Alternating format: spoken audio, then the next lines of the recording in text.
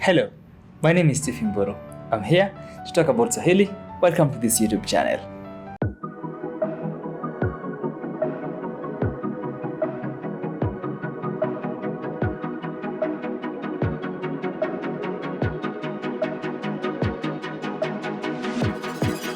We shall be looking at a very interesting topic today.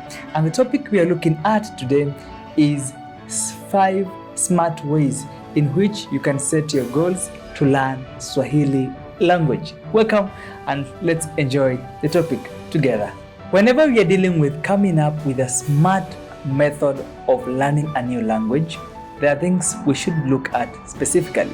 Number 1, let's talk about being specific. So whenever we say about being specific, this is what we mean.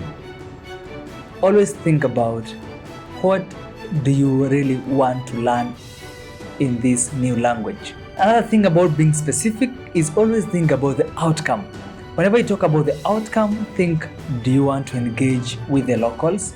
Do you want to be in a position to speak to your grandma? Do you want to be in a position to speak to the locals where you go to buy vegetables? Do you want to be in a position to speak comfortably in the environment where you are? A good example is for those who are willing to travel to the coast, that is the Africa, Kenya, Uganda, Tanzania, where mostly people use Swahili. Is that the outcome? Is that what you desire to achieve, to learn Swahili so that you could speak to the locals? Be specific and always understand what outcome do you desire to get before you enroll for that new language. Number 2, measurable. A good example is how much time have you set to learn the new language every single day? Remember, this is not your mother tongue. So you need to have understood the concept of setting time so that you can get things done, especially whenever you're learning a new language. And a good example is, and this is what I did when I was learning sign language. I would set aside every single day, I would set aside half an hour where I would practice what I had learned before. And this could be a new way of understanding things, especially the language.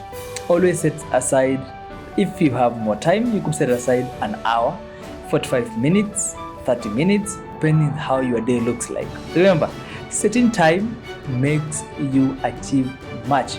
And because you remember the first thing we talked about, being specific, how much time do you set?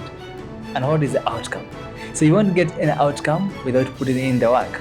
So always remember, set aside time each and every single day to learn a new language.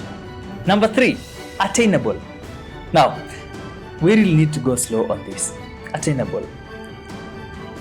So ask or imagine, out of a scale of 10, how would you think you could attain to learn Swahili in a scale of 10?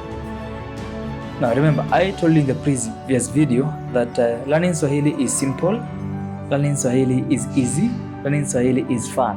The moment you start speaking Swahili, you never want to go back.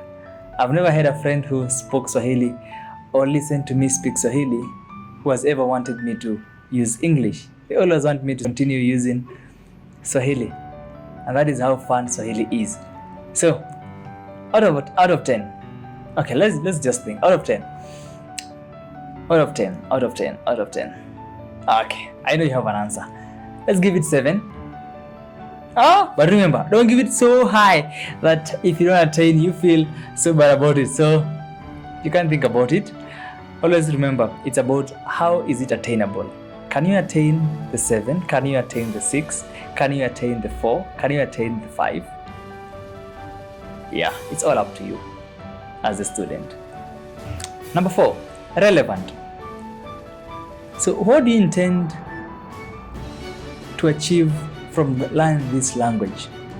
How will it help you? How will the language help you? Will it help you to connect with the society? Will it help you to connect with your siblings? Will it help you to connect with those that you do love and that use this language? Or rather, you think of it as a business person. How will the language help you? Will you manage to convince or be in a position to speak to the people you are trying to sell your products to? How relevant is the language to you? How relevant is Swahili to you? For instance, I use Swahili because of my community, the society. Most people I speak to always use or understand Swahili. But don't forget, we say that there are different dialects whenever it comes to Swahili. So I could be using Kiamu, another person could be using Kiunguja, Kipate. I will talk about this later on. But the most important thing you should not forget whenever we are discussing about languages or the dialects is how relevant is the language to you. For me, I believe that all of us should learn Swahili because remember, it has over 100 million speakers.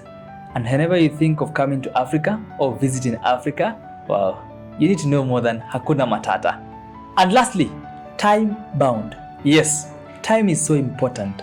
Always remember to set aside time and decide that the next 4 months I'll be learning Swahili.